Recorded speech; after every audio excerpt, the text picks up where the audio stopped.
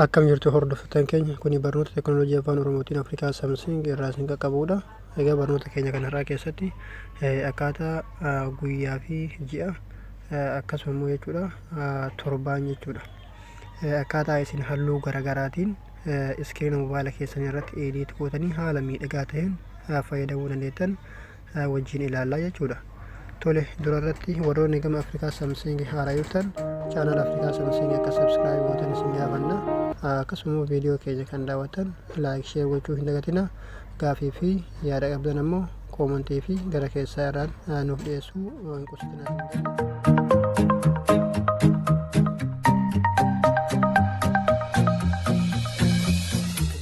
Kana kan fayyadamnu appilikeeshinii tokko fayyadamna. Appilikeeshiniin kun baay'ee xiqqaadha. Bilbila keessanillee isinirraa hin guutu jechuudha.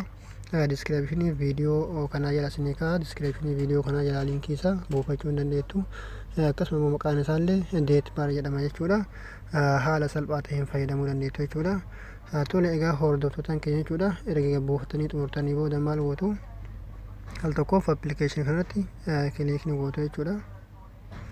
Sana booda kallattii maan haala kanaan isiniif banama jechuudha. Erga inni haala kanaan isiniif baname maal gootu? Iddoo gubbaa kanarratti jechuudha.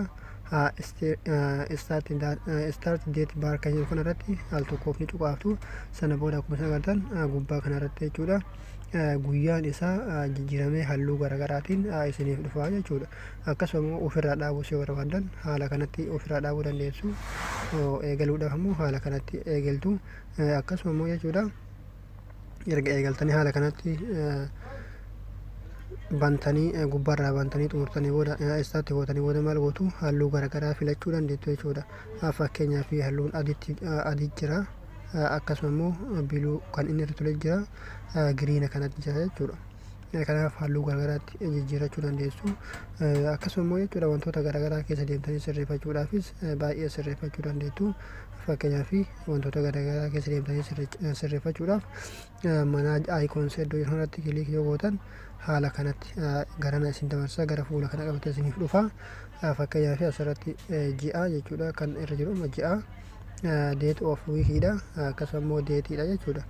Kanneen keessa wantoota garaagaraatti fakkeenyaaf edit godhuudhaaf new icon fakkeenyaaf kanarratti yoo kiliik gootan saayiza isaatii fi wantoota garaagaraa fakkeenyaaf guddisuu dandeettu jechuudha.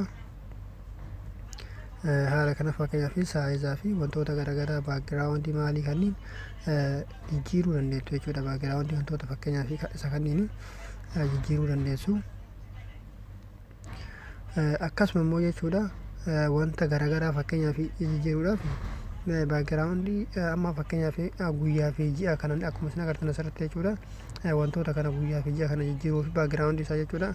Haala kanatti fakkeenyaaf tokko isin jijjiirama jechuudha. Kun amma Januwaarii kan jedhu jijjiiramee jira jechuudha. Baakgiraawundiin isaa gurraacha.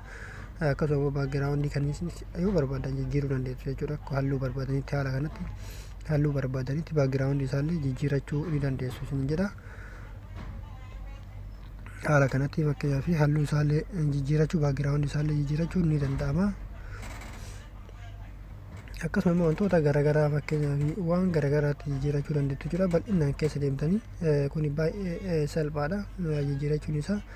Isin ammoo keessa deemtanii haala salphaa ta'een haala miidhagaa ta'een ofii keessanii filattanii akkasinitti jijjiirachuu dandeessu jedha. Egaa hordoftoota keenya jechuudha barnoonni keenya kan har'aaf qabannee dhufne kana fakkaata. Hanga barnoota biraatiin deebinee wal geenyutti nagayaatti.